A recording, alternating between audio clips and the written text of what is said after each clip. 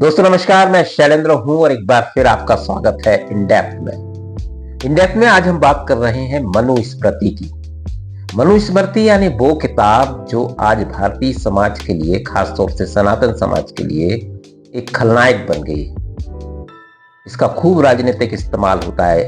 इस किताब का आखिर इतिहास क्या है? क्या कोई धार्मिक किताब है ये, या ये क्या है? और अंग्रेजों के जमाने से लेकर अभी तक इसका किस तरह से राजनीतिक इस्तेमाल किया गया है, और उसके वो कौन से अंश हैं जिनको लेकर विवाद है, और क्या सिर्फ इसमें विवादित ही अंश हैं, और क्या भारतीय समाज में कभी इस किताब को वैसे स्वीकार किया गया था जैसे बताया जाता है। तो ये बहुत सारे सवाल हैं इस किताब के बारे में। इसका इस्तेमाल ज्यादा हुआ है, तो हम इस वीडियो में इन्हीं सारे बिंदुओं पर एक नजर डालेंगे। और ताजा विवाद है राज्यसभा में परीक्षा संशोधन विधेयक पर चर्चा के दौरान कांग्रेस के राष्ट्रीय अध्यक्ष मल्लिकार्जुन खड़गे ने इस किताब का उल्लेख किया और उन्होंने कहा कि भारतीय जनता पार्टी की सरकार एक एजेंडा थोप रही है, खासतौर से विभिन्न शैक्षणिक संस्थाओं के सिलेबस में। और उन्होंने कहा कि सिलेबस को संघ अपने तरह से तोड़ मरोड़ रहा है और वो बातें पढ़ाई जा रही हैं जिनको सनातनी कहा जाता है या एक सांप्रदायिक कंटेंट कहा जाता है। और उसी में उन्होंने उल्लेख किया कि मनुस्मृति का उल्लेख किया और ये कहा कि मनुस्मृति में ये लिखा हुआ है कि अगर कोई शूद्र यानी दलित अगर वेद के श्लोक सुन लेता है तो उसके कान में शीशा डाल दिया जाए, अगर वो वेद के श्लोकों का उच्चारण करता है तो उसकी जुबान काट ली जाए। तो इस तरह से एक बार फिर ये किताब चर्चा में आ गई है जो भेदभाव करती है समाज में। अब आप इस किताब को लेकर जो भी विवाद है, एक तो ये किताब जो है ये ना केवल जातियों में बांटती है लोगों को या जाति भेदभाव करती है, कास्ट इंडिस्क्रिमिनेशन करती है, बल्कि ये लैंगिक भेदभाव भी करती है। न केवल दलित बल्कि महिलाओं के लिए भी इसमें अप्रिय वचन लिखे हुए हैं, ऐसा कहा जाता है। तो सबसे बड़ी बात है, क्या मनुस्मृति कोई धार्मिक किताब है?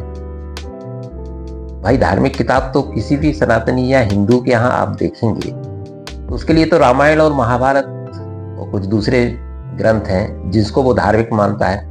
ना तो 0.0001% लोगों ने इसको पढ़ा होगा, खासतौर से हिंदू भी, और ना ही किसी घर में ये मनुस्मृति मिलेगी। फिर ये अचानक इतनी महत्वपूर्ण क्यों हो जाती है, इसका इस्तेमाल होता है, इसे धार्मिक ग्रंथ क्यों बताया जाता है?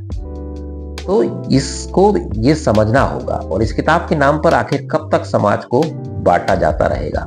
अब ये मनुस्मृति कही जाती है तो मनु हमारी परंपरा में सबसे पहले आदि मानव माने जाते हैं कि जो सबसे मनुष्य जाति के सबसे पहले पुरुष हैं या आदमी हैं वो है मनु। तो मनु को माना जाता है। अब ये इस किताब से मनु को जोड़ दिया गया, जबकि ये दूसरी ईसा पूर्व दूसरी ईस्वी तक लिखी गई, मतलब 400 साल में ये किताब लिखी गई और किसी एक व्यक्ति ने नहीं लिखी गई, ये प्रमाणित है। उसमें बाद में श्लोक जुड़ते गए, 400 सालों में इसको लिखा जाता रहा, बदलते रहे इसके श्लोक, और ये ऋषि भृगु ने लिखी।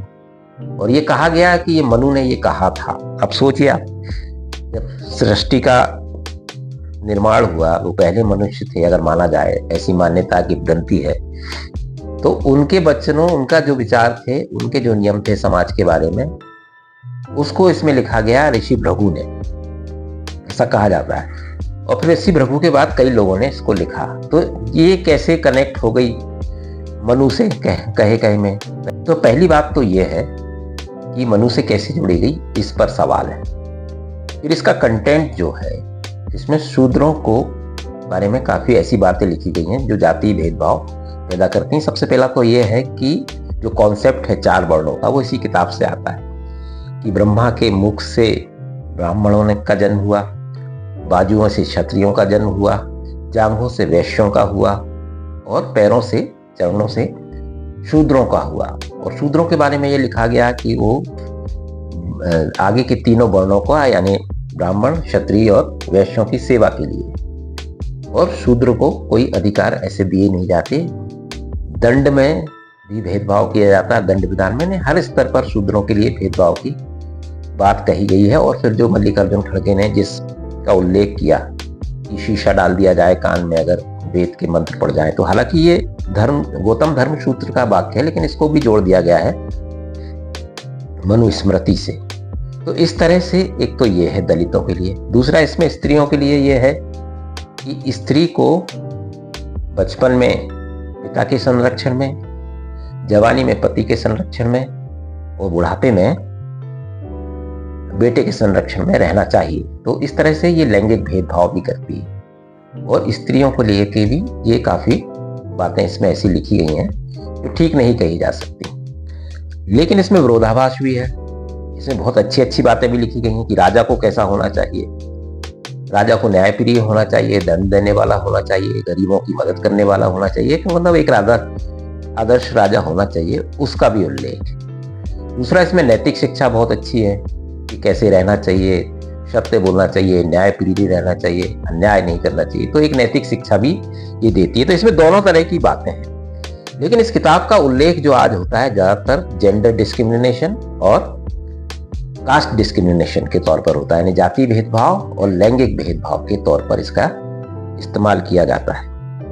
अब ये किताब का ओरिजिन जब इतना विवादित है कि ये मनु से जुड़ी है या नहीं, तो इसको धार्मिक ग्रंथ मान लिया। कैसे मान लिया गया? एक्चुअली हमारे परंपरा में दो तरह के ग्रंथ हैं, एक श्रुति यानी वेद और उपनिषद जो सीधे देवताओं की, परमेश्वर भगवान की तरफ के वाक्य हैं, देव वाक्य हैं, दिव्य वाक्य हैं जिसमें, तो वो वेद और उपनिषद। दूसरा स्मृति जिसमें ये आती है मनुस्मृति। तो ऐसी 18 स्मृतियां हैं जो ऋषियों ने लिखी, अपने विचार समाज के लिए अपनी बातें लिखी हैं।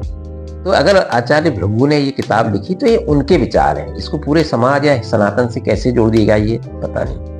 क्योंकि अगर कोई आश्रम है, आज भी बहुत सारे आश्रम हैं, एक आश्रम का प्रमुख ये लिख दे कि समाज में ये होना चाहिए, तो क्या पूरा समाज के लिए लागू होगा? वो नहीं, उसके व्यक्तिगत विचार है।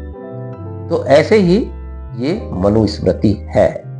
लेकिन इसमें कैसे ये समाज में अचानक पावरफुल हो गई और इसका चलन होने लगा और इसके नाम पर फिर राजनीति होने लगी, तो इसकी हिस्ट्री ये है कि अंग्रेज वायसराय थे जो वॉरेन हेस्टिंग्स 1772 में, उनको लगा कि भारत में भी न्याय व्यवस्था एक लिपिबद्ध होना चाहिए, यानी न्याय व्यवस्था पूरी लिखित में और एक प्रोफाइल में होना चाहिए।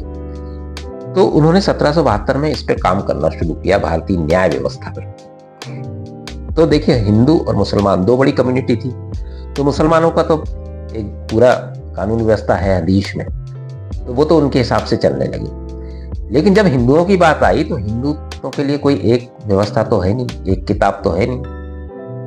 तो जब न्याय व्यवस्था की लागू करने की बात आई तो उन्होंने यहाँ के ब्राह्मणों से संपर्क किया कि यहाँ कानून क्या है, कानून व्यवस्था क्या है।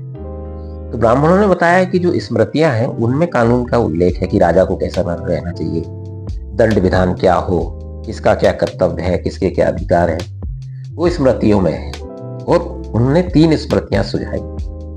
एक सुझाई मनुस्मृति, एक नारद स्मृति और एक पाराशर स्मृति। तो इससे उन्होंने फिर कंपाइल करके एक ड्राफ्ट तैयार किया और ज्यादातर भाग लिया उन्होंने मनुस्मृति का मुख्य। तो अंग्रेजों की डाली गई नींव है ये मनुस्मृति, और उसी में विलियम्स जोन्स ने इस पर काम किया, इसका अंग्रेजी में अनुवाद किया मनुस्मृति का, और इसको ऑर्डिनेंस ऑफ हिंदू कोड करके प्रकाशित किया 1780 में, और 1794 में इसको लागू किया गया हिंदू कोड के रूप में।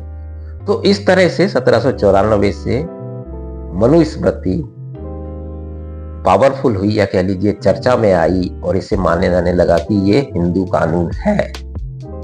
तो अब अंग्रेजों ने ये जानबूझकर किया क्या, इस किताब को प्रेफरेंस दिया, क्योंकि ये बांटती थी और अंग्रेजों की डिवाइड एंड रूल की नीति शुरू से रही।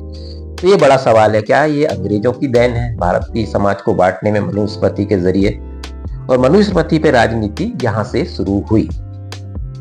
हालांकि ऐसा नहीं था कि भारतीय समाज में छुआछूत नहीं था। इसके पहले छुआछूत जम के थी कई क्षेत्रों में, उत्तर प्रदेश के लीजिए, खासतौर से नॉर्थ इंडिया में और कुछ स्थानों पर साउथ इंडिया में, लेकिन वो अलग अलग उसके नियम थे, मनुस्मृति कहीं भी लागू नहीं थी पूरे समाज में, लेकिन उसी का फायदा उठाकर कुछ ब्राह्मणों कह लीजिए या कुछ फिर उच्च वर्ग ने इसमें राजनीति की और दलितों को दबाया। तो ये तो मान्य है, लेकिन इसको समाज में हर वर्ग में मान्यता थी ऐसा बिल्कुल नहीं है। उसके बाद जब मनुस्मृति से कानून चलने लगे, नियम, तो इन चीजों का ज्यादा उल्लेख किया जाने लगा। स्त्री और जाति भेदभाव जो इसमें है या लैंगिक भेदभाव जो इसमें है।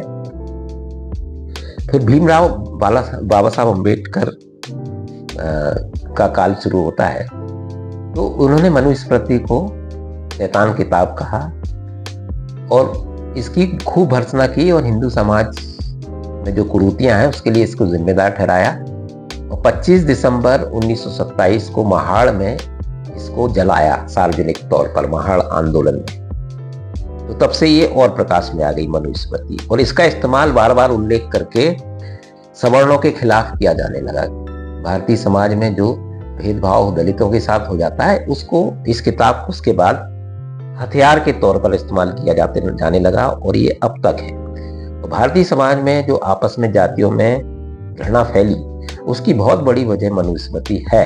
खासतौर से दलितों को जो अत्याचार की जो बातें हैं और सवर्णों के प्रति उनके मन में जो रोष है, तो ये इस मनुस्मृति का उसमें बड़ा रोल है। तो इस तरह से इसका राजनीतिक, फिर आजादी के बाद दलितों की राजनीति करने वाली जो पार्टियां हैं उन्होंने इसका इस्तेमाल खूब किया मनुस्मृति का, और इसको एक धार्मिक ग्रंथ के तौर पर पेश किया गया। हालांकि किसी भी हिंदू के घर में ये किताब आपको मिलेगी नहीं, और ना ही इसकी कोई पूजा होती है और ना ही इसको धार्मिक ग्रंथ माना जाता है आम हिंदुओं में। अब जब बीजेपी पावरफुल हुई और उस पर यह ठप्पा लगा कि ये सवर्णों की पार्टी है, तो इसका इस्तेमाल खूब हुआ। मनुस्मृतियां जगह जगह जलाई जाने लगी, सवर्णों से इसको जोड़ा गया, और बीजेपी ने जब हिंदुत्व को इकट्ठा करने की कोशिश की तो ये उसको तोड़ने के लिए इस किताब का इस्तेमाल खूब किया गया, जो पार्टियां दलितों की राजनीति करती हैं। तो फिर ये मनुवादी एक नारा हो गया कि मनुवादियों का विरोध करो, इसको सवर्णों से पता नहीं कैसे अनजाने में जोड़ दिया गया। तो इस तरह से ना तो कोई पैरोकार था मनुस्मृति का, ना किसी ने दावा किया, ना इसको कोई पूछता है। उसके बाद भी ये चस्पा कर दी गई एक सवर्ण वर्ग के ऊपर मनुस्मृति। कुछ ब्राह्मणों की बात छोड़ दीजिए, उनका समाज से कोई मतलब नहीं। तो इस तरह इसको चस्पा कर दिया गया और सवर्ण और दलितों के बीच खाई पैदा करने की कोशिश की गई। बाद में जब बीजेपी पावरफुल हो गई या सनातनी पार्टियां जो की बात करती हैं वो पार्टियां पावरफुल हुई, तो इस राजनीति को समझना होगा समाज को। इसमें कोई शक नहीं है कि दलितों के साथ अन्याय हुआ है, लेकिन वो आर्थिक तौर पर ज्यादा था, वो आर्थिक रूप से कमजोर थे, इसलिए अन्याय ज्यादा था। आज अगर आप देख लीजिए, आरक्षण के बाद, लागू होने के बाद कोई दलित अगर अच्छे पद पर है तो कोई किसी की हिम्मत है क्या उसके साथ अस्पृश्यता का व्यवहार करे या छुआछूत का व्यवहार करे? नहीं, क्योंकि आर्थिक स्थिति में वो बराबरी पे आ गया। तो ये आधार था, लेकिन इसको मनुस्मृति के जरिए ये बता दिया गया कि इनके धर्म में है, सनातन धर्म में है, इस धार्मिक वचन है, और सनातन के खिलाफ बांटने की मुहिम चलाई गई इस किताब को जरिया बना के। तो इसके पीछे की पूरी राजनीति ये है, और मनुस्मृति का उल्लेख जिस तरह से कांग्रेस ने किया राज्यसभा में, उसके पीछे भी यही भावना लगती है। हालांकि और सवर्ण समाज इससे कभी भी कनेक्ट नहीं होता है।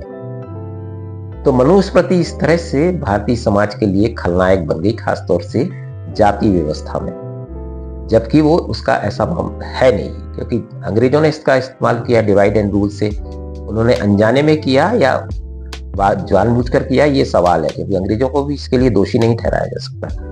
उनका मकसद एक कानून व्यवस्था बनाने का था, लेकिन विवादित पहलुओं को उन्होंने क्यों शामिल किया या मनुस्मृति को इतना क्यों महत्व दिया, ये एक सोचने वाली बात है। शायद उसमें वो पॉजिटिव चीजों को ज्यादा लेना चाहते थे। तो इस राजनीति को समझना होगा सबको भारतीय समाज में। फिलहाल इस वीडियो में इतना ही, दीजिए इजाजत, नमस्कार।